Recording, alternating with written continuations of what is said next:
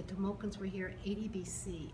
We have discovered through archaeological facts now that we think people have been living in the United States for at least 30,000 years. So it wasn't that we didn't have people here.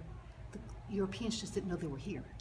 Of course, they hadn't come over either. So, but I just think when you look at how the Spanish treated the natives. Now, some people say, well, they killed them.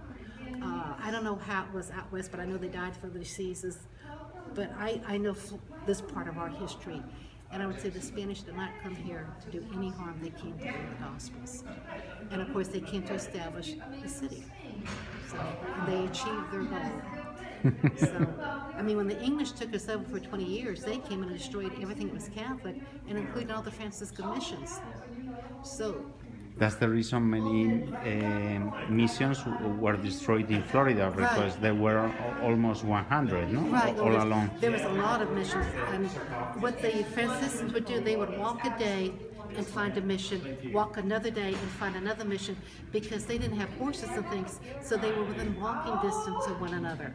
And also in between those missions were the Camino Real, no? That it was like the royal trail, allowed to have like a road, safe road in a certain way, no? Right, and I know that when Pedro Menendez came, he was going along the coast putting these small forts, and when the Jesuits were here, they were actually went up to the Chesapeake Bay. There was a mission up there. So, I mean, the strength of these early people, I mean, they had no air conditioning, wool clothes, no spray to keep the mosquitoes off of them, and they came in ships that were very small compared to ships today, very small, but they still came. The faith that these people had to be tremendous. I was looking at a ship that we often have in the marina here that's the size of Pedro Menendez's galleon ship, which is a big Spanish ship, and I was looking at it and said, this ship is not the size I would even go to the islands, and it's so small. And of course they were wooden, so they'd spring leaks in the ocean, and they'd have to repair them in the ocean. But still and there was women and children that came too, it wasn't just men.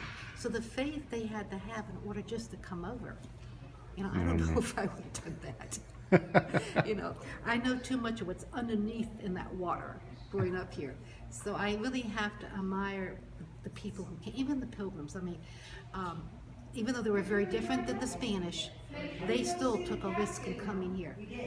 But the Spanish, what I admire about them is they came to be with the natives and to extend Christianity to them. That's why that big cross was put up in 1965 to mark the spot where Christianity happened. So.